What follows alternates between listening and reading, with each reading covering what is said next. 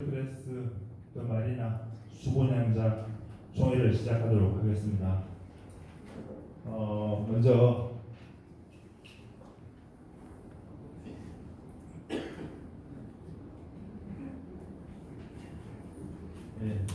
죄송합니다. 제가 먼저 소개부터 드리겠습니다. 저는 시행사하고는 전혀 관계없는 여러분들하고 똑같은 수분양자 입장이고요. 다만 관심이 많아가지고 먼저 나서서 이것저것 참고하고 글을 올리고 하다 보니까 지금 이 자리까지 이게 되었고요. 분명히 말씀드리지만 여러분하고 똑같은 위치에서 똑같은 목표를 가지고 가는 사람입니다. 시행사하고 협상을 했지만 시행사하고 전혀 관계없고 편을 들 일도 없고 제 이익을 위해서 여러분들의 공동의 이익을 위해서 노력해야 될 사람입니다. 죄송합니다. 색깔이 또 보시지 못하겠네요. 월드클래스 수분양자 협의회 회장을 맡고 있는 배성환입니다.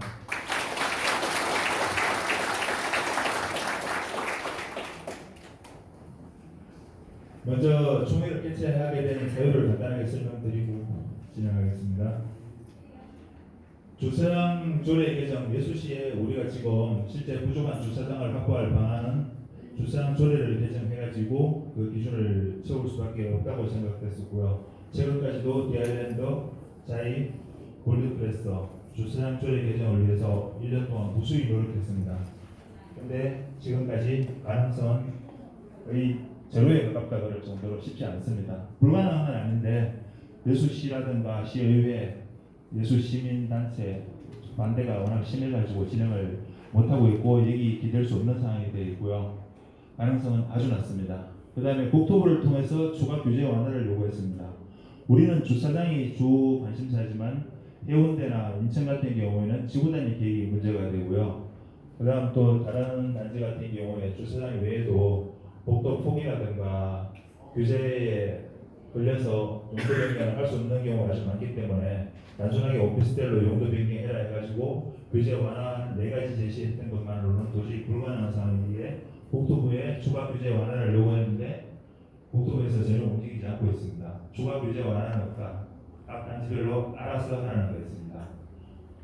그래서 기간 내에 추가 규제 완화될 가능성은 현재 아예 없어졌습니다. 그리고 용도 변경을 하기 위한 남은 시간은 2023년 10월 14일까지 정확하게 2달 남았습니다. 2달 안에 국토부 추가 유예 가능성은 아예 없고요. 그 외에 기타 주차장법 완화 적용할 수 있는 방법, 또 주택 건설 기준에 관한 거 5분의 1 이내에서 강화해야 되는데 예술시가 그 이상을 강화했다고 해가지고 장애법 위반 문제를 삼고 있었는데 그것도 지금 우리가 주택법에 관련돼서 허가를 받은 게 아니기 때문에 해당 안 된다는 답변을 받았고요. 그 다음에 주차장법 시행 6조 4항에 보면은 용도 변경 전 대수하고 전후 대수를 비교해서 필요한 대수를 마련하게 되어 있는데 그것도 중공생수기인 디아일랜드나 자이는 해당되는데 우리는 월드클래스는 미중공생수이기 때문에 해당이 안 되고요.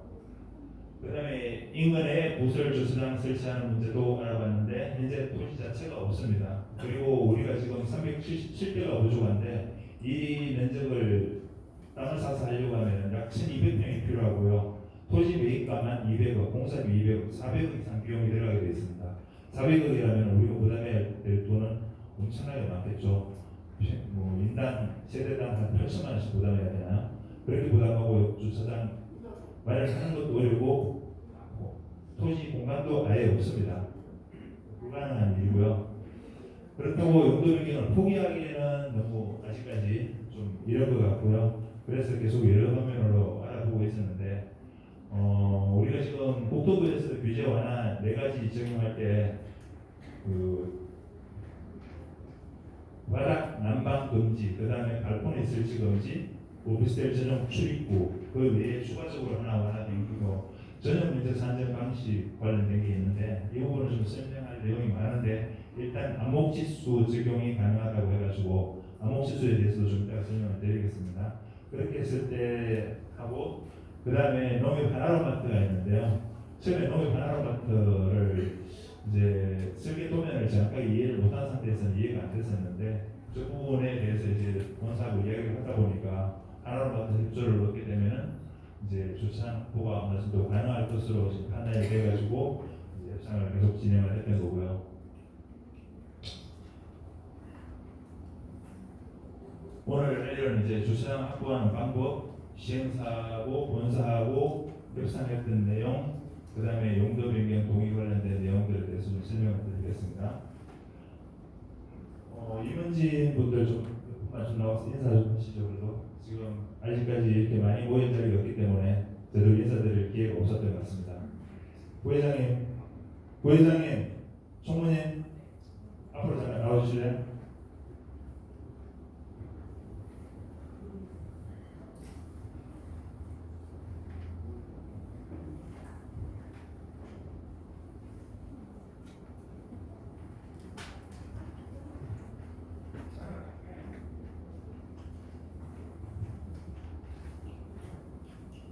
앞으로 나오시죠. 마스크 보고요. 부모님들 나오시죠.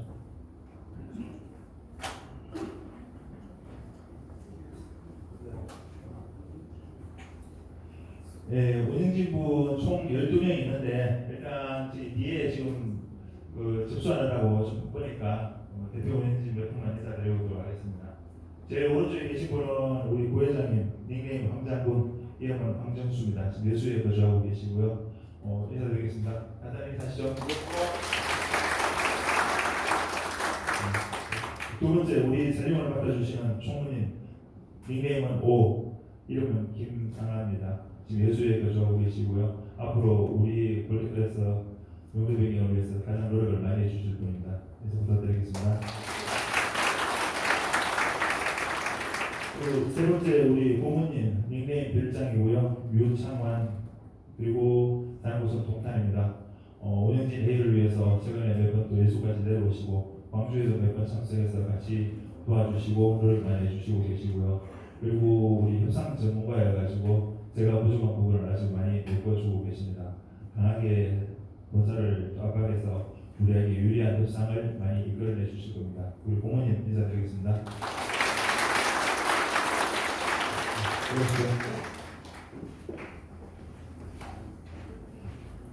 소재는 여기 정리했는 대로 좀 설명을 드릴 건데 내용은 생략하겠습니다.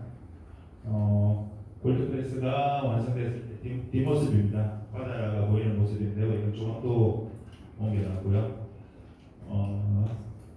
그 다음에 지금 이 장면은 현재 있는 상태가 아닙니다. 뒤에 골드클래스도 아직까지 준공이 안 된 상태고요. 제 앞에 제2 마련합니다.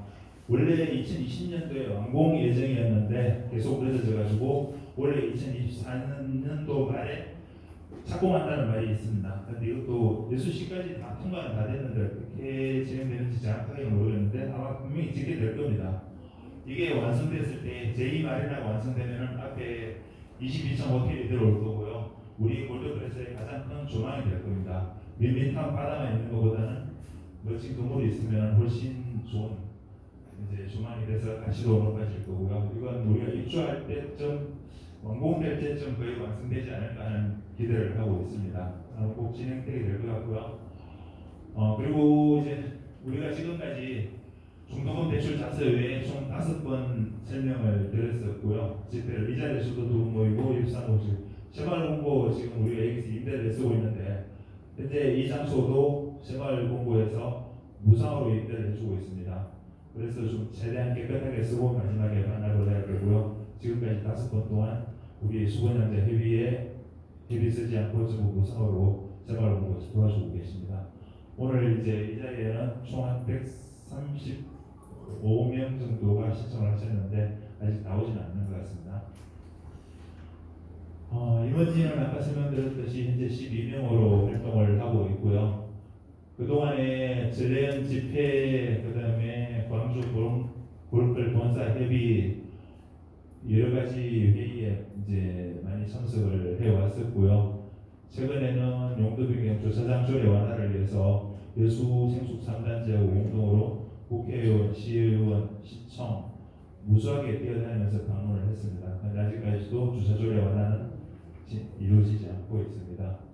그리고 협의 관련돼서 간략하게 정리만 했습니다. 전체 496세대 중에서 납부한 세대가 약 300세대 가까이 되고요. 한 200세대 정도는 아직까지 납부를 안 해주셨고 또 연락이 안 되고 있는 분들도 있는데 이것도 우리가 활동하는 데서 이제 개인적으로 쓸 일은 하나도 없을 겁니다. 우리 골드크래스 전체를 위해서 꼭 필요한 비용만 지출을 할 거고요.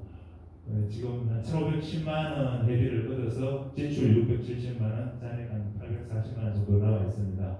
670만 원 중에는 전래연 단체 활동비로 회비로 아예 200만 원 지출을 했고요. 그 외에는 전체적으로 이제 행사나 활동을 하면서 사용했던 비용입니다. 골드크래스 공정도 원래 2021년부터 2025년까지 4년 동안 해서 준공을 하게 되어 있는데 이건 초기의 공정도일 뿐 이대로 공사 진행은 안 되고 있는 건 알고 계실 겁니다. 공정도 처음 2021년 6월달에 분양을 하고 지금 2023년 8월이면 약 18층 정도 제가 추천한 거고요. 15층에서 20층 사이에 공사가 진행되어야 하는데 아직 지하 3층 시작도 못한 상태는 알고 계실 겁니다. 이대로 진행된다면 아마 9월달 정도에 급하기가 완료가 되고 지하 3층 공사가 시작되지 않을까 하는데 다른 문제가 없다면 그렇게 되리라고 예상을 하고 있고요. 근데 지금 18층이 되어야 되는데 현재 지하 3층 시작 단계 2022년 1월달 단계에 머물러 있다고 볼 수 있고요. 약 1년 8개월 정도, 최초 공정상 대비 1년 8개월 정도 진행이 늦어지고 있는 상태입니다. 물론 본사가 이제 정상적으로 공사가 진행이 된다면 최대한 단축해서 이 기간 줄여나갈 것이지만 현재 기준상으로는 1년 8개월 정도 였다고 보시면 되고요. 용도 변경 관련돼서 그 전에 이제 활동해온 거 보면은 용도 변경 사실 안 하고 안정적으로 조형으로 쓰는 게 제일 좋습니다. 그런데 문제는 2022년 10월 국정감사에서 남양주에 사는 조홍천 국회의원이 김현미 전 국토부 장관한테 질의를 했던 내용부터 시작돼서 현재 이르게 됐는데 당시에 생활 숙박시설이 불법으로 거주하게 되는 걸 문제를 삼았고 국정감사에서 국토부 장관이 재입신고를 안 받으면 되겠다 아니면 그 대책을 세워가지고 단속을 하겠다는 식으로 하는 바람에 지금 이제 생활 숙박시설이 불법 거주 문제가 크게 이슈화가 됐고요. 이제 예전처럼 그냥 대충 알아서 소문 안 나게 살면 되는 시기는 지나버렸습니다. 그래서 숙박시설을 운영을 하든지 오피스텔을 바꿔서 합법적으로 조형으로 쓰든지 선택을 해야 될 상황이 된 거고요. 주차조례 완화를 위해서 여수시 내에서 3단지는 우리가 다른 전례 활동을 하면서 다른 단지는 지구단위 계획이라든가 또 다른 문제가 있는데 여수시는 주차조례 완화만 하면은 세 단지는 가능하다고 이제 결론을 내렸고요. 디아랜드나 차이 같은 경우에는 건축법 기준은 거의 다 맞고 주차조례만 개정되면은 이제 해결이 되고 우리 또 골드크래스 같은 경우에도 주차장 외에도 동의율도 필요하고 그 오피스텔 기준에 맞게 건설을 해야 되지만 설계 변경해서 그걸 바꿀 수 있는 시간이 있으니까 주차장 조례 개정만 되면 모든 것이 순조롭게 진행이 될 것 같았는데 주차장 조례 개정은 이제 아주 아까 말씀드렸듯이 어려운 상태입니다. 그리고 지금 이제 보면은 간단하게 제목 말씀드릴게요. 국회의원 간에 서로 좀 견제가 심하고요. 그 다음에 여수시의 부정적인 여론이 아주 너무 심하게 강하게 지금 형성되고 있고요. 여수시장 입장도 처음에는 모호했었는데 그 다음 찬성한다고 했다가 최근에 마지막에 반대로 돌아서 버렸습니다. 그리고 여수시 의회는 시정부에서 먼저 동의를 해주면 자기들 해줄 수 있다고만 하고 그러다 보니까 진행은 전혀 안 되고 있어가지고 디아젠드나 차이 같은 경우에 최근에 우리가 특혜를 누리는 게 아니다. 그래서 나름대로 우리도 기여를 하겠다고 해가지고 세대당 2천만 원씩 기여금까지 내겠다고 하고 시정부하고 협상을 했는데 그조차도 제대로 진행이 안 되고 있습니다. 골드크래스 자체 용도 변경 활동 보면은 우리가 지금 이제 작년 말에는 우리가 용도 변경을 하려면은 기준공시행수건 통신실이라는 자체가 필요가 없습니다. 용도 변경은 우리도 용도 변경을 하지만 우리는 설계 변경을 통해서 용도 변경을 해야 되기 때문에 통신실 설치가 의무화되어 있고요. 통신실 설치는 중간에 그쪽 도중에 공간을 넓힐 수가 없습니다. 그래서 작년에 빨리 협상을 계속 진행을 했던 게 용도 변경을 하려면은 통신실 설치를 위한 공간 확보가 필요했었고 파일을 받기 전에 해야 되는 거였습니다. 지금 다른 미신공시행수 도중에 서울 마포라든가 그 다음에 안양, 평촌, 그다음 다른 단지 보면 일부 통신실을 만들 수 없습니다. 이 진행이 상당히 돼버렸기 때문에 우리 작년에 지금 파일 받기 전에 통신실 설치를 위한 그 협상을 했었고 설계 변경 통해 가지고 통신실 확보할 수 있는 공간을 미리 마련을 해뒀습니다. 그 외에 이제 우리가 부족한 주차 대수를 어떻게 확보할 건지, 또 인근의 부설 주차장을 확보할 수 있는지, 또 상가 주차장을 우리 생숙 용도로 바꿀 수 있는지 여러 가지 검토를 했는데 사실상 모든 게 예의치 않았고요. 현재 지금 골든클래스가 오피스텔 기준을 맞추기 위해서 주차장을 확보하려고 하면은 377대가 부족합니다. 우리 주차장 부족한 거 아니거든요. 아파트보다 훨씬 많은데도 오피스텔 기준이 그렇습니다. 377대가 부족한데 지금 우리 건물 내부에 건생시설하고 농협 하나로마트 판매시설이 있는데 건생시설에 163개, 건생이 173개, 하나로마트가 163개인데 다 합쳐봐야 336개입니다. 우리 377개 부족한 걸 채울 수가 없죠. 하나로마트 분양 하나도 안 하고 건생시설 분양 하나도 안 한다. 원래 말이 안 되는 건데 그렇게 하더라도 주차장을 채울 수 없기 때문에 사실 자체 내에서 확보하는 게 불가능하다고 생각했었고, 그래서 여수시 주차조례 개정을 기대하면서 활동을 해왔는데 그게 예의치 않아가지고 지금 그래도 또 알아보던 과정에서 좀 이따 다시 설명드리도록 하겠습니다. 생활 숙박시설 용도 변경 사례입니다. 현재 전국에 혹시 뉴스 기사 들어보신 분들은 전국에 1.1% 정도만 용도 변경이 됐다는 이야기를 들어볼 수 있을 겁니다. 전국에 이제 생활 숙박시설 중에서 실제로 1000실 정도 용도 변경이 됐는데 그 대부분도 제주시에서 일어났지 다른 도시에서 정상적으로 용도 변경이 된 건 사실 하나도 없다고 보시면 됩니다. 제주시도 최근에 알파고스 유니트 400세대를 제외하고 기존의 500세대 용도 변경된 건 전부 소형 생수기일 뿐입니다. 우리처럼 대형 생수기는 아니죠. 그리고 부산의 H스트리트 561세대는 주차장에 문제가 없습니다. 그런데 용도 변경 신청은 계속 늦춰왔고요. 왜냐하면 내부의 장애인 시설이라든가 그 구조 변경을 너무 많이 해야 되니까 비용이 많이 드니까 국토부 규제 완화를 기대하면서 계속 협상을 해왔는데 가능성이 없어져가지고 결국 내실만 샘플로 해가지고 용도 변경 신청했고 조금 보강받은 다음에 최근에 완전히 용도 변경이 됐습니다. 저 561세대는 돈이 들어가겠지만 용도 변경이 가능합니다. 주차장이 부족하지 않고 지구단위 계획에 걸리지 않거든요. 그다음에 평촌 프로지오 센트럴 여기 최근에 이제 용도 변경 좀 탄력받고 진행 중인데요. 여기도 우리하고 똑같이 비슷한 시기에 분양해서 이제 하고 있는데 조례 개정을 안양시 자체적으로 시에서 도와줘가지고 시계 2분의 1로 완화 규정 적용을 해버렸습니다. 2022년 원래 3월달이죠. 조례 개정이 끝났고요. 저기도 통신실하고 동의율이 문제가 되기는 하는데 오히려 안양시에서 좀 전향적으로 아무래도 그 한시적으로 좀 이렇게 기회를 줄 수 있을 그래서 가능성이 있다고 보고 있더라고요. 쉽지는 않은데 조건부로 동의나 허가가 되지 않을까 하는 기대를 하고 있습니다. 그리고 여수 온천의 필마지 별말에 최근에 344세대 중에서 미분양 일부시 한 10개 세대가 있는 걸로 알고 있고요. 그 외에 이제 용도 변경 상당히 많이 이루어졌는데 필마지는 여수에 있으면서도 우리 3단자하고 같이 공동활동을 해오지 않았던 거는 처음 분양할 때부터 오피스텔로 용도 변경 되게 해주겠다고 하고 분양을 했습니다. 최초는 아니었는데 미분양이 일어날 것 같으니까 시행사에서 이제 추가 분양분에 대해서 약 한 10% 정도가 추가적으로 용도 변경 비용을 받고 용도 변경 조건부로 아예 분양을 했습니다. 그리고 용도 변경이 되지 않으면은 계약해주겠다는 계약서가 있었던 걸로 알고 있고요. 그렇기 때문에 용도 변경 우리하고는 좀 상황이 다릅니다. 수용 신축이어서 65제곱미터 기준을 적용을 받고 주차장이 아예 부족하지 않습니다. 그리고 시행사에서 용도 변경을 염두에 두고 거기 맞춰서 건축을 했기 때문에 다시 보면은 쉽게 용도 변경이 될 수 있었고요.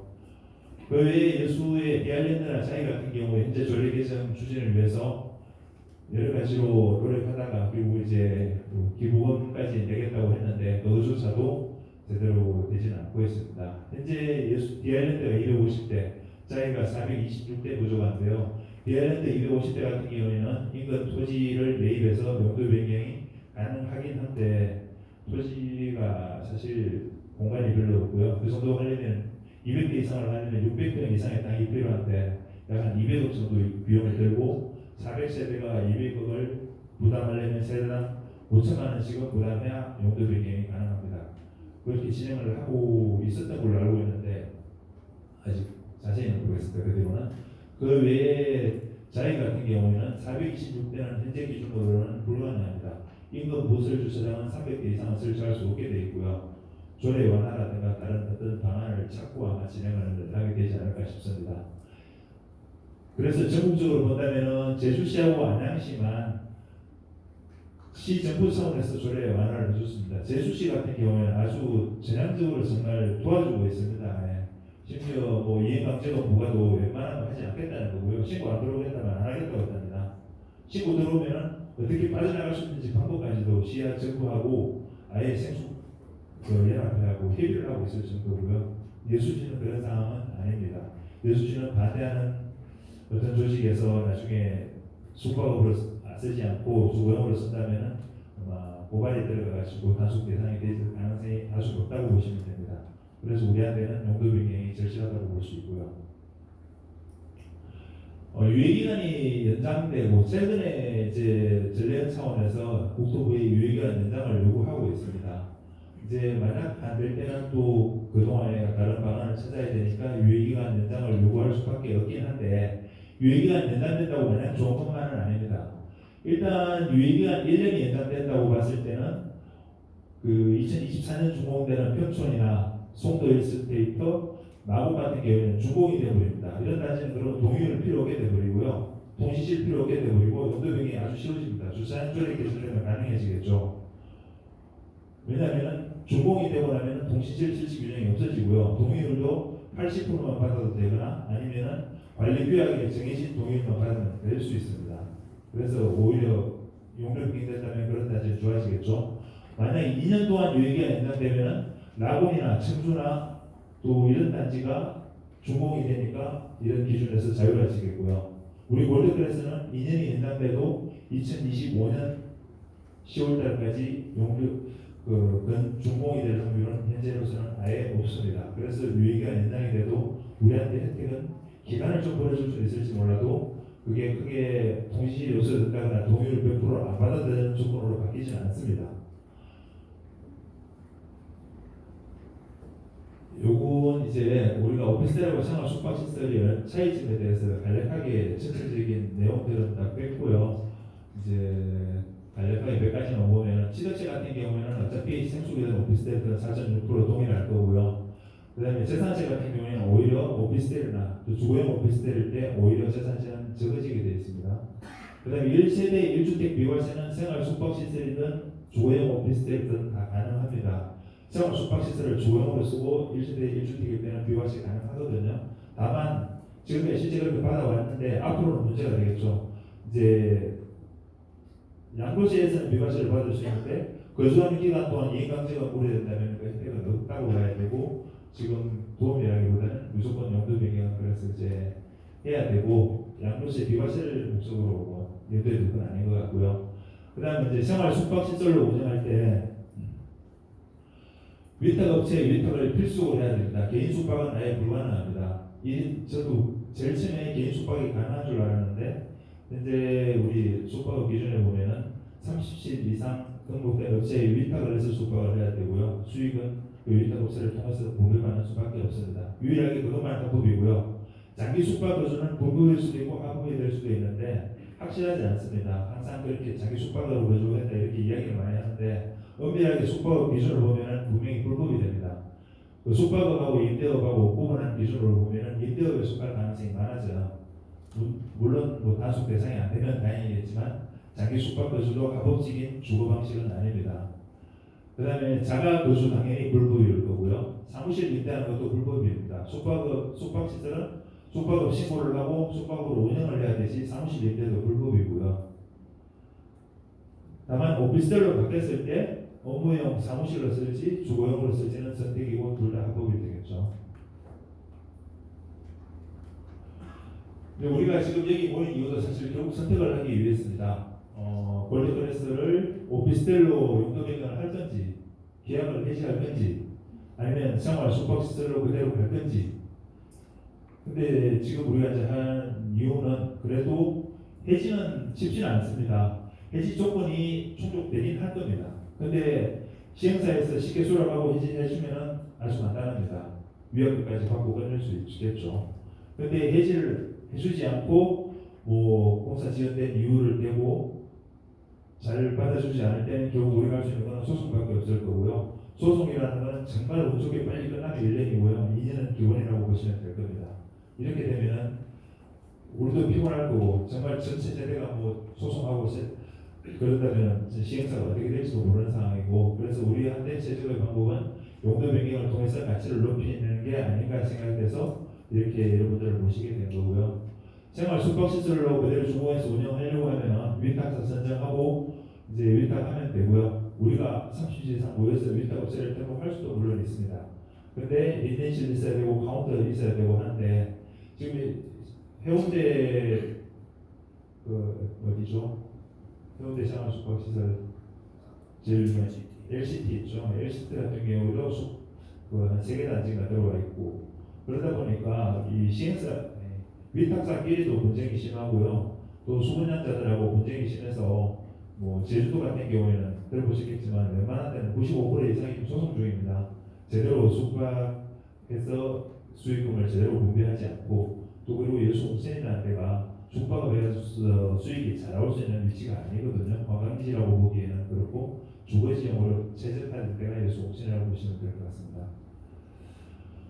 이제 우리가 그래서 최선의 방법은 오피스텔로 용도 변경을 해보고 안 되면 결과적으로 나중에 계약 해지를 하든지 생활 숙박시설로 갈 수 있다고 보기 때문에 지금 진행을 하는 겁니다. 그리고 번호를 매긴 이유가 첫째 오피스텔로 노력을 해보고 안 되면 전례를 통해서 유예기간 연장을 하든지 주거용 레지던스를 국토부에 강력하게 요구하든지 이런 방법이 있을 거고요. 그것도 안 되면 나중에 계약을 해지도 할 수 있기 때문에요. 왜냐하면 지금 동의했다고 해서 무조건 이 동의가 100% 유효하다기보다 용도 변경이 되지 않으면 이 동의는 무효가 되도록 할 겁니다. 그리고 100% 동의서가 들어가지 않으면 설계 변경은 여수시에서 받아들이지 않고 반려가 되게 되어 있습니다. 그러면 그대로 생활 숙박시설로 계속 건축을 할 수밖에 없게 될 거고요. 그렇다면 우리는 일단 지금하고 달라지는 건 없습니다. 우리가 지금 여기 1년 연장 동의를 해준다고 해도 용도 변경이 안 돼버리고 그대로 생활 숙박시설로 하게 되면 나중에 우리가 언제든지 해지할 수 있을 거고요. 또 다른 방안 내년에 가서 그때 다른 선택을 할 수도 있을 겁니다. 이제 오피스텔로 용도 변경을 하게 됐을 때 가치를 생각해 봤는데 지금 임금비, 건축비 계속 오르고 있으니까 앞으로 분양가 계속 올라갈 거고요. 그리고 선진 후에는 분명히 올라 있을 겁니다. 지금보다. 그리고 지금 아까 보여드렸듯이 우리 골드클래스는 영구적인 바다뷰를 누릴 수 있습니다. 그리고 전 세대가 바다 조망이 가능하고요. 그래서 현재 자유만 하더라도 지금 골드클래스가 가려지지 않기 때문에 바다가 잘 보이는데 골드클래스 완공되고 나면은 자유 30%가 조망이 다 가려버립니다. 그래서 자유 주민들 지금 골드클래스로 올리고 하는 분들도 종종 있어요. 그리고 제2마리나 착공되면은 앞에 우리 골드클래스 앞에 뷰는 그만큼 좋아져서 가치는 충분히 더 높아질 수 있다고 보고요. 현재 이대로 용도 변경 과정 진행하게 되면은 주차장이 278대가 늘어나게 됩니다. 총 703대에서 980대가 될 거고요. 그렇게 되면은 주차 비율이 현재 1.42대 1인데 2대 1이 될 겁니다. 세대당 2대라면 그것도 하나의 큰 어떤 가치라고 보여지거든요. 주차장이 전혀 부족하지 않게 되겠죠. 현재 아파트 전체적으로 조사를 해보면 세대당 약 한 1.6에서 1.7대의 주차 차량을 보유하고 있다고 하거든요. 주차 대수가 2대가 되면 전혀 부족할 일은 없다고 보여지고요. 우리 골드클래스가 용도 변경을 하기 위한 조건인데요. 일단 국토부에서 발코니, 바닥 난방, 전용 출입구, 전용 면적 산정 방식 4개는 한시적으로 2년 동안 완화를 했습니다. 발코니가 있어도 가능하고 바닥 난방이 이제 85제곱미터 이상은 못하게 되어 있는데 바닥 난방도 가능하고요. 있고요. 전용 출입구는 관계없고 중심선 치수가 아닌 암호 치수도 사용이 가능하다. 이래가지고 4가지 규제가 완화가 되어 있고요. 그 외에 골드클래스가 용도 변경할 때 필요한 게 통신실. AB동은 6.6제곱미터가 필요하고요. C동과 D동은 전체 면적이 500제곱미터 면적이 바닥 면적이 안 되기 때문에 5.2제곱미터가 필요하고요. 이 공간은 중간에 내릴 수가 없기 때문에 작년에 본사하고 협의를 해서 이제 통신실을 확보할 수 있게 공간을 만들어 줬습니다. 용도 변경이 안 되면은 그대로 그냥 공사를 진행할 거고, 용도 변경이 되게 되면은 확보한 공간은 통신실로 쓰고 EPS실하고 DPS실은 다른 쪽으로 옮길 거고요. 그래서 작년에 일단 이 기준을 맞게 이제 파일을 박았습니다. 그 다음에 소방시설, 장애인시설, 층간소음 등은 합의가 되면은 앞으로 설계를 바꿔서 그 오피스텔 기준에 맞게 건설을 할 거기 때문에 문제가 되지 않습니다. 학교용지 분담금 이것도 개발 사업자한테 부과하는 거고 우리한테 해당이 되지 않기 때문에 일단 납입 대상은 아닙니다.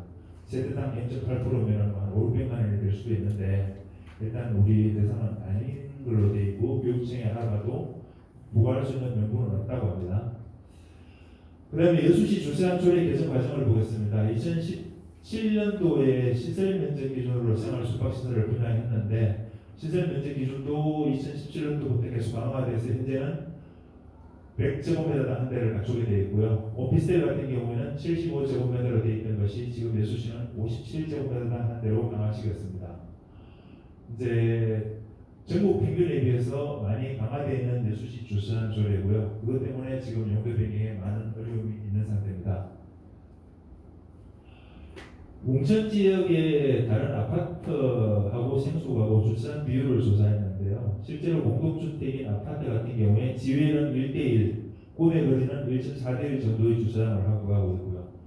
대형 생수기인 우리 아일랜드 자이 골든플레스 같은 경우에 1.2에서 1.6대1, 평균 1.4대1 정도의 주차장을 확보하고 있습니다. 아파트 대비 전혀 부족하지 않죠. 그걸 계속 여수시 주장하고 주차조례 완화의 타당성 근거로 제시를 그렇게 많이 했는데도 어쨌든 오피스텔 기준에 맞춰야 되니까 한 250대에서 500대의 주차장을 확보하라고 하고 있고요. 웅천에 지금 용도 변경을 진행하고 있는 3개 단지 이제 이름은 다 아실 겁니다. 원래 분양할 때는 전용 면적 기준으로 하지 않고 숙박시설이다 보니까 시설 면적 기준으로 분양하는데 법적 기준에 맞게 어쨌든 400대, 900대, 700대 주차장은 당연히 갖추고 분양을 했었고요. 밑에 보면 이제 용도 변경을 하려고 하면 필요한 주차 대수가 이제 전용 면적으로 바뀌게 됩니다. 그리고 전용 면적에서 여수시 조례인 57제곱미터를 나누게 되면은 디아일랜드는 418대, 자이 900대, 골드클래스 700대가 이제 필요하게 말씀 잘못드렸네요. 현재 디아일랜드는 400대가 있는데 900대를 갖춰야 되고요. 골드클래스 같은 경우에는 703대인데 1080대를 맞춰야 됩니다. 부족한 대수가 500대 이상, 골드클래스만 하더라도 377대가 부족하게 되고요.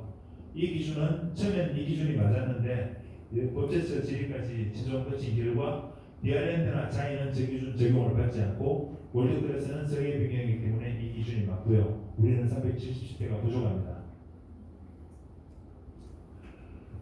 주차장법 시행령 6조 2항에 보면은 그 주차장 설치 기준 2분의 1 범위 내에서 완화할 수 있다고 되어 있습니다. 이 기준을 적용해 달라고 그렇게 요구를 했던 거고 아직까지 이건 받아들여지지 않고 있습니다.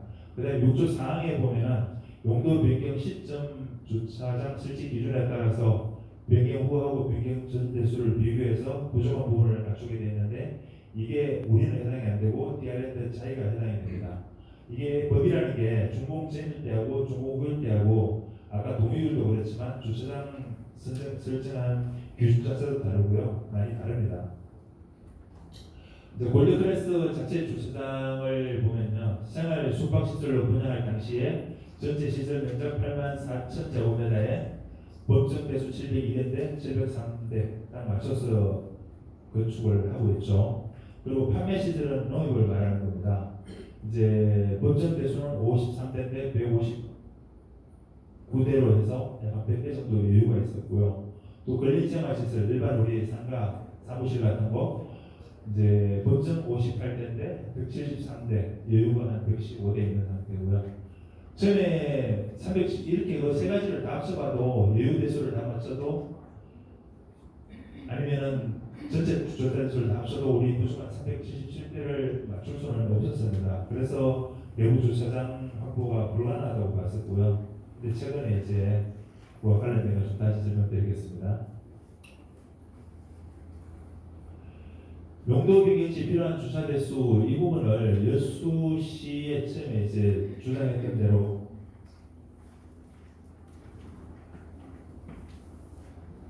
디아일랜드 500대, 자이 590대, 볼트클래스 377대 부자하다고 했는데 이제 생활 숙박시설 담당 건축사들이 건축법 적용을 해서 6조 사항을 다시 해석해 보니까 부족한 대수가 500대가 아니고 디아일랜드는 250대, 자이는 400대.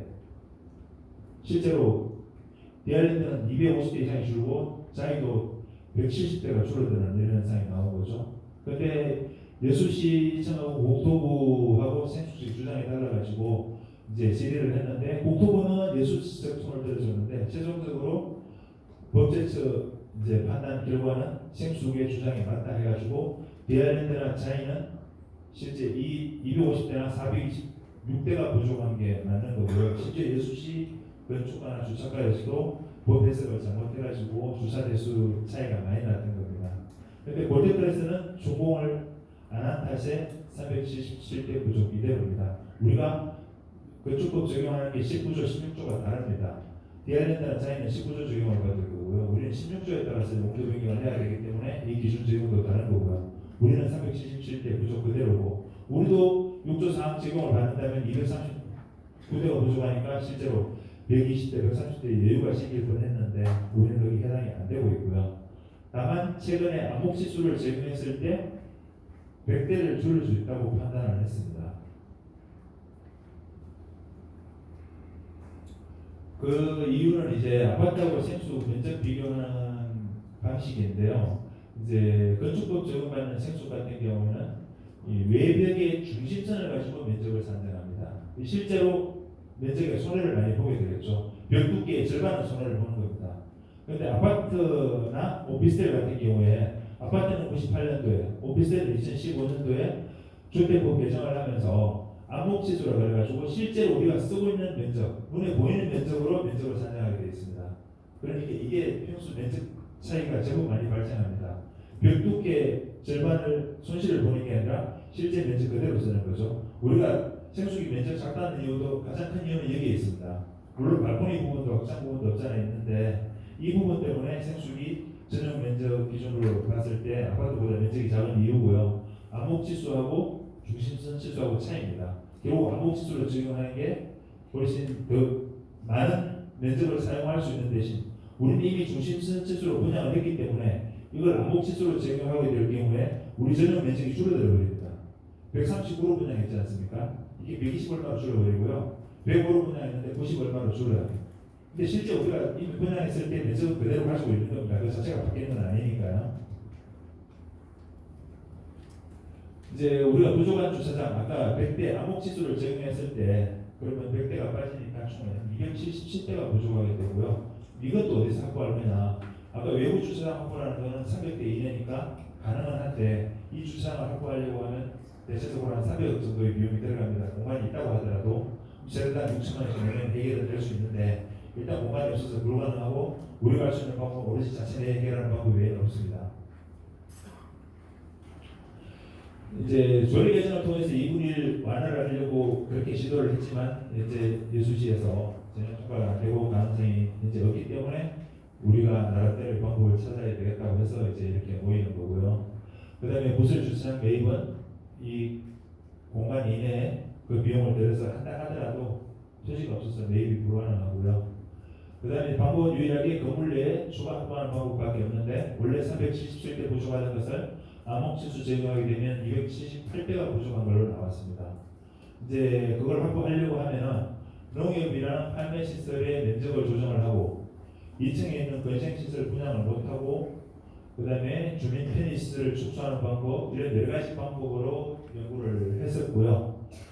근데 이제 이런 조정을 했을 때 278대 확보는 가능한데 결과적으로 누군가가 피해를 봐야 되는 거였죠. 제일 중요한 것은 농협이 협조가 없으면 아예 불가능했습니다.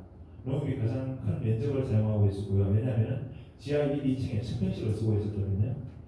그 부분이 지금 이제 우리가 좀 이따가 설명을 드릴 건데 농협 협조 없이는 불가능한 거였고 본사는 또 2층 일부를 농협에 제공을 해야 되니까 일부 공간을 또 분양을 못하고 포기를 해야 됩니다.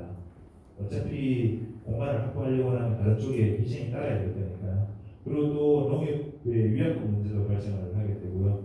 본사에서 제공하려고 했던 주차장이라든가 그 다음에 그만한 면적을 제공을 못하고 이제 주차장으로 용도 돌려야 되니까요. 그 외에 의견으로 뭐 지하 4천 주차장을 파자 아니면 지상에 7천, 8천을 분양을 안 하고 주차장으로 만들자 이러는데 지상 7, 8천은 불가능합니다. 아예 주차장을 내리기 위해서 나중에 연면적이라든가 달라지는 부분도 있고 전부 아예 허가를 다시 잡아야 되는 상황일 거예요. 이제 이건 골드클래스를 중심으로 방향을 그려본 건데 지금 우리 골드클래스 중심으로 오른쪽에 자이 밑에 디아일랜드 트리마지가 있기 때문에 여기 200m가 원래 직선거리고 400m는 도보거리인데 그 중간에 300m가 방향을 내려갔거든요. 그럼 여기 실제로 지금 아파트 있고 생숙 있고 생숙 해가지고 우리가 주차장을 확보할 수 있는 공간은 아예 일반 토지는 없습니다. 그래서 인근 토지 매입해서 부스를 주차장 확보하는 건 불가능하다고 보시면 맞고요. 심지어 여기 디아일랜드 같은 경우에 이쪽 땅을 이용할 수 있는데 여기 협상 이쪽에서 이제 찾고 있는 걸로 알고 있고요. 자기도 유일하게 이쪽에 찾아야 되는데 여기도 이미 거의 그런 큰 면적이 없습니다. 600평은 돼야 200대를 만들 수 있고요. 250대 만들려면 700평, 800평 있어야 되는데 그런 토지 자체가 쉽지 않습니다. 내부 주차장 확보를 어떻게 할 거냐 하는 문제인데요. 이제 중심선 치수에서 암목시설을 적용할 때 기존에 1080대가 필요하던 게 암목시설을 적용하게 되면 전용 면적이 6만 제곱미터에서 5만 5천 제곱미터로 줄게 됩니다. 계산 방식만 달라지는 거죠. 그렇게 되면 필요한 대수가 100대가 줄어서 980대가 필요하게 되고요. 기존에 377대 부족하던 게 100대 여유가 생겨서 277대인데 확보는 278대만 확보하면 되는 걸로 이제 확인이 됐고요. 그럼 이제 278대를 어떻게 확보할 거냐? 이 부분에서 이제 첫째 농협의 협조가 필요하다고 말씀드렸는데 농협이 지하 1층과 지하 2층에 겹쳐서 사용하고 있습니다. 높이가 8m는 되겠죠. 이 부분을 농협은 2층으로 올려보내고요. 창고로 쓸 용도에 나오더라고요. 그리고 그 외에 건생이라든가 생숙 주차장이 있는데 바꾸는 거는 아예 생숙과 건생 주차장으로 완전히 개조를 해버립니다. 1층에 농협을 지하 1층과 지하 2층에 있는 농협을 완전히 없애버립니다. 그렇게 되면은 지하 1층에 101대의 주차 공간이 확보가 되고 지하 2층에 115대의 주차 공간 확보가 가능했습니다. 그 좀 이따가 다시 뒤에 가서 설명드릴게요. 그 다음에 지하 3층에 있는 농협 주차장, 생숙 주차장, 그 다음에 건생용 주차장들이 있는데 농협 주차장 원래 159대로 결정되어 있던 걸 96대로 60세대를 줄여버리는 겁니다. 농협에서 피해를 보겠죠. 이것도 원래 농협용으로 할당이 이미 되어 있는 거였고 농협하고는 처음에 이미 분양할 때부터 계약이 되어 있던 부분이었습니다. 60세대를 줄여서 우리 생숙 용도로 전환을 하는 겁니다. 그렇게 되면 279대가 확보가 됩니다. 그리고 그 외에 이제 통신실 면적은 이미 우리가 1차 설계 변경 때 감안을 해가지고 파일을 박을 때 적용을 했기 때문에 이동만 하면 되는데 문제는 이제 그 통신실이 EPS실, TPS실 아파트처럼 그럴 때는 전용 면적에 들어가지 않습니다. 아예 용적률에 들어가지 않아요. 아예 그냥 서비스 면적에 가깝다고 보시면 됩니다. 발코니처럼. 근데 통신실이라는 이름을 달고 하게 되면 아예 용적률의 면적이 산정이 되어버립니다. 그럼 우리가 지금 보통 건폐율 용적률에서 700%, 699점 몇 프로 이렇게 맞춰두거든요. 830제곱미터가 통신실이라는 공간인데 이 공간을 용적률을 플러스 시키는 순간 용적률 70% 오버가 되어버려요. 그리고 또 다른 부분을 그만큼 빼야 됩니다. 결과적으로 용적률 830m 증가된 만큼 면적을 빼야 되겠죠. 그 부분도 뒤에 가서 설명드리고요.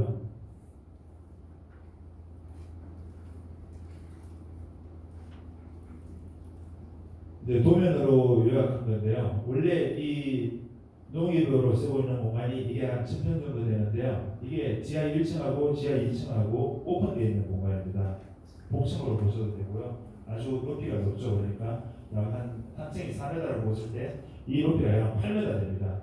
여기 어떻게 하냐면 중간에 슬라브를 쳐버리는 거죠. 지하 1층하고 2층 사이에 슬라브를 쳐버리게 되면 공간이 한 개인데 사실은 두 개로 늘어나게 됩니다. 그만큼 전평이라는 공간이 2000평이 되어버려요. 그래가지고 주차장 지하 1층에 이 공간이 전부 주차장으로 바뀌니까 벽대가 추가가 되고요. 아까 이거죠. 원래는 이렇게 통으로 1층, 2층이 오픈되어 있는 공간인데 여기에 슬라브를 쳐가지고 벽을 하나 만드는 겁니다. 바닥을 하나 만드는 거죠. 그러면 공간이 두 개가 되겠죠. 그리고 지하 2층도 마찬가지 똑같이 이제 판매 시설로 되어 있는 것을 주차장으로 하게 되면 110개가 추가 확보가 되고요. 지하 3층도 판매 시설로 되어 있는 주차장을 63대를 생수용 주차장으로 이제 오피형 주차장이 되겠죠. 이렇게 바꾸게 되면 279대가 확보가 될 수 있는 거고요.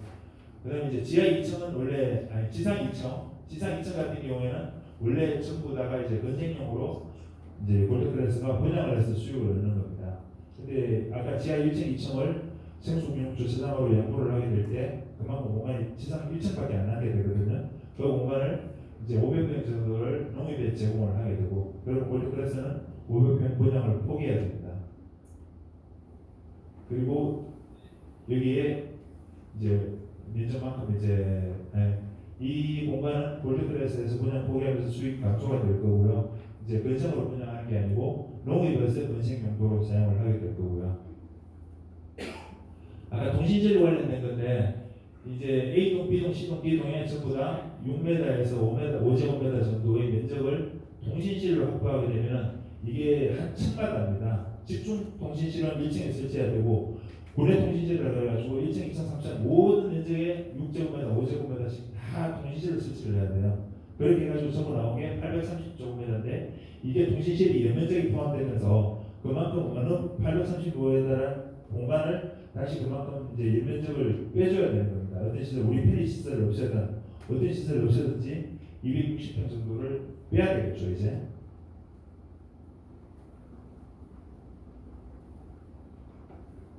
대안으로 사우나실 1450제곱미터, 830 이제 한 부분을 없애면 가능한데 사우나실을 지금 사실 면적이 제법 크거든요. 이걸 없애면은 마찬가지 이것도 이제 분양을 해야 될 면적인데 또 골드클래스 분양 못하니까 수익을 줄여야 될 거고요. 이 부분은 검토 대상에서 적용은 안 할 것 같습니다. 그 다음에 기타 부대 복리 시설을 줄이는 방법이 있는데 커뮤니티 시설을 줄인다든지 아니면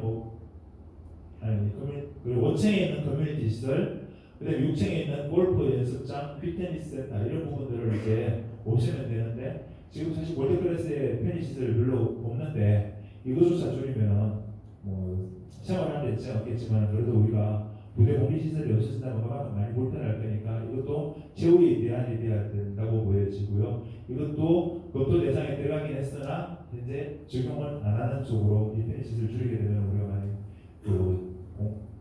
피해를 보니까요. 마지막으로 나온 대안이 이거였습니다. 이제 6층에 휴게 공간인데 이게 연면적이 포함이 되어 있었대요. 1400제곱미터라는 공간. 실제로 어찌 보면 쓰지 않는 공간이죠. 근데 연면적이 포함되어 있기 때문에 이 부분에 이제 한 800제곱미터 이상을 이제 그대로 오픈만 시켜버리면 연면적에서 빠져버립니다. 주차장도 연면적에서 빠지지만 지붕이 대표있고 이제 건축이 제대로 되지 않는 오픈된 면적은 연면적에 들어가지 않으니까 이걸 이제 줄여서 빼고 휴게 데크는 좀 줄여서 500제곱미터만 쓰고 휴게 데크도 주차장으로 바꾸게 되면 22대 정도 주차장 추가 확보가 가능하고요. 이건 굳이 필요 없다면 휴게 데크는 그대로 살려놓고 나머지 일부 이제 연면적에서 뺀 부분 그거는 나중에 그냥 빈 공간으로 나중에 그것도 활용할 수도 있을 것 같으니까 이 부분을 줄이는 게 제일 이상적이라고 보여지고요. 6천 평면도를 간략하게 요약하는데 우리가 지금 실제로 제가 여러 가지 물어보면서 그 조식당이 있는지 물어봤는데 조식당이 없더라고요.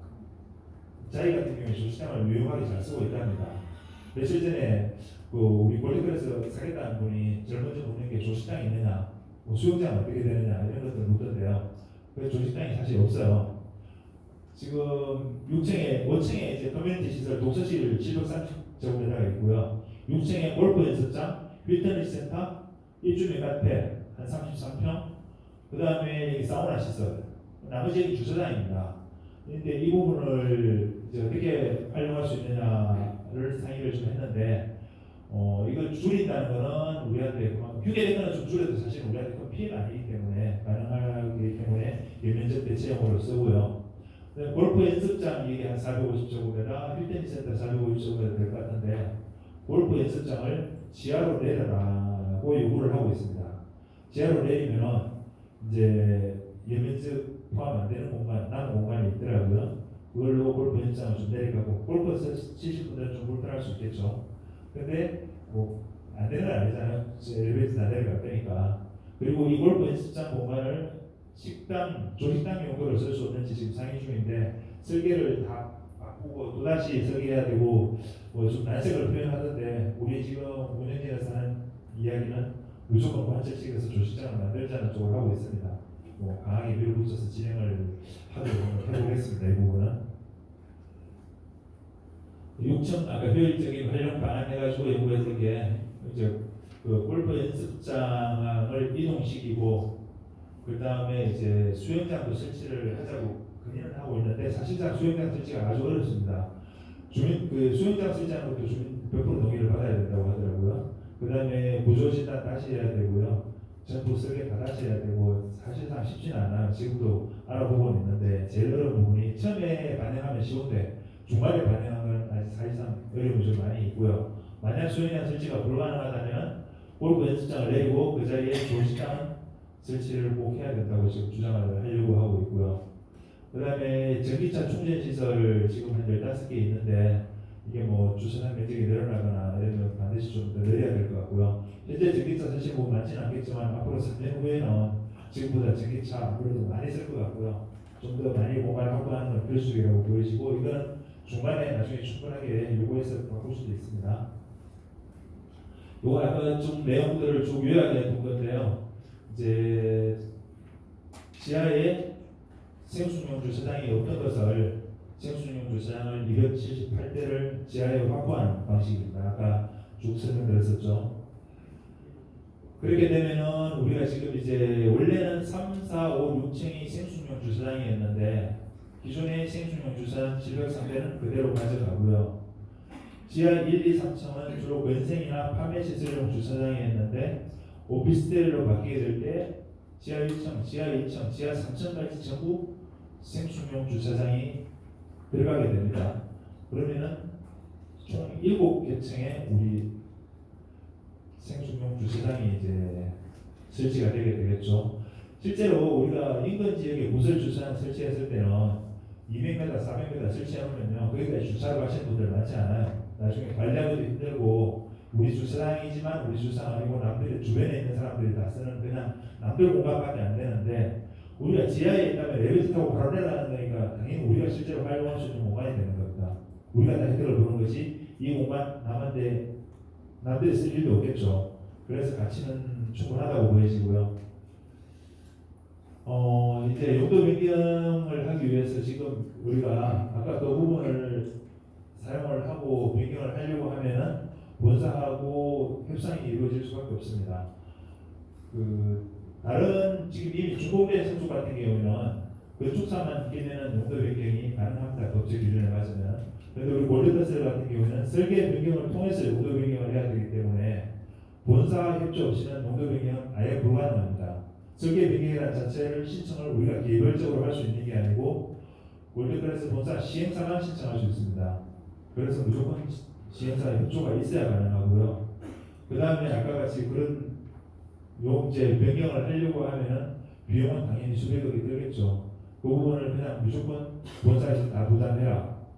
이건 본사에서 받아들일 수 없는 조건이 될 수밖에 없고요. 본사에서 우리한테 요구하는 거는 이거였습니다. 공사 1년 연장 동의해주고 지금 디아일랜드는 자기도 2천만 원씩 부담해서 용도 변경하려고 하는데 우리도 그 정도 부담하고 용도 변경을 할 생각이 있느냐 묻더라고요. 그래가지고 이제 협상을 진행했던 거고, 일단 본사에서 들어가는 비용 1차 설계 비용 통신실 공간 확보는 이미 했습니다. 이것도 사실 매덕은 들어갔어요. 근데 이미 우리가 처음에 원래 이거 가지고 4개월 연장 동의를 해주려고 저번에 진행을 했을 겁니다. 근데 그건 아마 우리 원장님께서 고문님께서 강하게 압박을 해가지고 지금 준비해두면 다음에 용도 변경 가능성이라도 있지만 이거 해주지 않으면, 그리고 이것 때문에 동의서 다 받으려면 불가능하다. 그냥 본사에서 비용 매듭 부담하고 책임지고 해라 해가지고 밀어붙여 버렸습니다. 그래가지고 3개월 동의 안 하고 그냥 동시 공간 확보는 일단 했고요. 그다음에 이제 2차 설계 변경을 이제 해야 되는데 지금 논의하는 게 이겁니다. 이제 본사 볼크에서 봤을 때는 주차장 공사비 솔라도 지하될 거고 1층, 2층을 전체 주차장 시설 공사 해야 되고요. 농업 2층을 농협에 제공해야 되니까 분양을 못 하게 됩니다. 이제 그 500평이라는 공간을 아예 분양을 못 하고 농협에 그냥 줘야 되겠죠. 물론 판매하는 건데. 그다음에 지하 2층 거기에 주차장으로 변경하면서 마찬가지 또 지금 농협 분양 못 하게 되죠. 농협 원래 돈 받고 어쨌든 파는 겁니다. 또 계약이 되는 거니까. 그다음에 통신실 면적 이제 배수 공간 확보해야 되겠죠. 그래야 되니까 그것도 공사해야 되고요. 그다음에 기타 비용으로 직기 소방, 교통 영향 평가, 또 농협에 지금 할 위약금 얼마인지 모르겠는데 이 모든 게 이제 다 본사에서 부담해야 될 비용이 되는 거고요.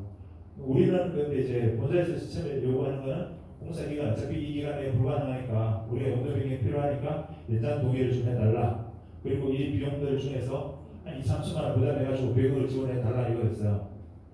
근데 이건 우리가 돈을 2, 3천만 원 차라리 동의서는 100% 받으려고 해보겠지만 돈을 2, 3천만 원씩 다 지금 세대에 내라고 한다면 496세대 다 걷어야 되는데 이게 거의 불가능하다. 있을 수도 없고 이거 본사에서 어떻게 해결을 해야 되지? 우리가 다 부담해가지고 돈을 다 걷어서 진행한다는 불가능하다고 했고요. 그래서 진행하는 게 이제 우리가 지적 보상금 쪽으로 좀 해결을 했습니다. 실제 돈을 더 내려고 하면은 부담이 되는데 우리가 지금 공사기간 연장되면서 받아야 될 우리의 권리라고 볼 수 있겠죠. 뭐 어찌 보면은 사실 우리가 지금 부동산 경기 안 좋은 상태에서 공사기간 연장된 걸 오히려 받으시는 분들도 많잖아요. 물론 이자 문제는 있겠지만. 근데 지적 보상금을 어찌 보면은 늦게 준공돼도 관계없는 우리 입장에서는 사실 추가적인 혜택이 될 수도 있는 겁니다. 빨리 준공돼봐야 부동산 가치 오르지도 않은 상태고. 그런데 어쨌든 그래도 우리가 받아야 될 권리인 건 맞는 거거든요. 포기해야 될 돈은 아니니까. 그래서 지체보상금 쪽으로 이제 대비를 하는 게 좋겠다고 생각을 했었고요. 그래가지고 공사기간 연장 동의 1년 정도 하고 우리가 받아야 될 지체보상금을 우리가 연장 동의하면서 같이 이제 공사기간 1년 연장 동의라는 자체가 당연히 지체보상금이 따라가야 되는 겁니다. 그러지 않으면 의미가 없는 거니까요. 그래 이제 연장 동의 플러스 지체보상금 포기를 하는 거죠. 그렇게 해서 협의를 했고요. 그렇게 되면은 이제 우리가 포기하는 건 딱 두 가지입니다. 1년 연장 동의해주고 지체보상금 포기, 실질적으로 현금 부담은 하나도 않는 거고요. 뭐 추가적으로 비용을 걷거나 이렇게 하지는 않을 거고요. 근데 1년으로 되느냐 문제가 있습니다. 제가 아까 1년 8개월 늦어진다고 했었죠. 공사가 1년 안에 지금 저희들 보기에는 불가능해요. 근데 그렇다고 지금 1년 8개월을 동의해주고 1년 6개월을 동의해주고 이것도 아니거든요. 그래서 이제 1년 동안 동의를 해주고 1년 8개월이 늦어지든 어쩌든 나머지 추가적으로 늦어지는 부분에 대해서는 지체보상은 당연히 받아야 되는 거고요. 또 그때 가서까지 공사 못하면은 또 이제 해지권도 그 이후로 늦어지는 걸 해지할 수 있겠죠. 선택의 문제니까요. 그리고 용도 변경이 안 된다면 이건 다 무효고 해지할 수도 있고 계속 생속으로 준용할 수도 있고 그건 다 가능합니다. 그다음에 이제 이자 부담이 문제가 되는데요. 우리가 지금 중도금 2022년 1월달인가요? 언제부터 중도금 진행이 됐는데 거기 이제 6차분까지 중도금이 있는데 2차분까지 지금 광주를 통해서 납부를 했고요. 3차분 원래 6월 10일날 집행돼야 되는데 그건 연기를 시켰습니다. 근데 그 이자를 어디까지 부담하느냐? 그건 당연히 우리가 원래 최초에 계획됐던 기간 내에 부담하는 건 당연한데 추가적으로 공사 늦어지는 부분에 대해서 우리가 1년 연장해 준다고 해서 이자까지 1년 연장 부담해야 되느냐? 이건 아니거든요. 그렇게 됐을 때 그 이자금만 하더라도 상당히 크다고 할 수 있고요. 또 전체적인 금액 우리 대출받은 60%인가요? 60% 전체에 대해서 이자 1년 연장하면 이건 수천만 원이 될 수도 있는 부분이라서 그 부분에서 이야기는 당연히 했습니다. 원래 이제 우리가 2021년 7월달에 계약금을 내고 중도금은 22년 1월 달에 1차분 그리고 계속해서 이제 25년 6월 달에 입주를 하게 돼 있는데 이 부분을 이제 우리 2차까지 내고 3차부터 안 내고 얘기가 되고 있지 않습니까? 이 3차를 뒤로 1년 미루는 겁니다. 중도금 자체를. 그러면 납부기간도 전부다 1년 뒤로 연장이 되겠죠. 그러면 이제 우리가 이자를 어디까지 부담하느냐 하는 문제인데 여기 1차부터 여기까지는 우리가 이자 내는 게 당연하잖아. 근데 3차, 4차, 5차를 늦게 납부를 하는데 이자도 여기까지 낸다면 이거 우리 본사에서 뭔가 피해를 보겠죠. 3, 4, 5차는 여기까지 우리가 이자 내는 건 당연한 거고요. 1차, 2차는 여기까지 또 내면 우리가 불리한 거거든요. 그래서 1차, 2차는 우리는 여기까지만 내고 3, 4, 5, 6차는 정상적으로 내는 게 맞겠죠. 그럼 본사나 우리나 이제 누가 손해를 보고 이익을 보는 게 아닌 합리적인 거라고 판단이 돼서 결정을 했고요. 중도금은 그러니까 우리가 원래 이 기간은 우리가 처음부터 내야 될 기간입니다. 근데 이제 1차, 2차는 원래 기간까지 내고요. 3, 4, 5, 6차는 이때 원래 내게 돼 있는 구간을 뒤로 이동을 하는 것뿐입니다. 그러니까 이런 연장해 준다고 해서 우리가 추가적인 이자를 더 부담하는 건 아니고요. 오히려 어쩌면은 뭐 추정이긴 하지만 현재 6.7%, 7%의 이 고금리가 이때쯤 가서 뒤늦게 부담을 하게 될 때 오히려 금리가 떨어진다면은 혜택이 될 수도 있습니다. 금리가 몇 배 가서 더 올라간다면 손해를 볼 수 있겠지만 현재 금리는 거의 최고점 아닌가 생각되는데 중도금 지평을 이렇게 하게 되면 그만큼 부담해야 되는 이자는 늦어지니까 금리가 내려간다면 혜택이 될 수도 있겠죠. 금리 문제에서는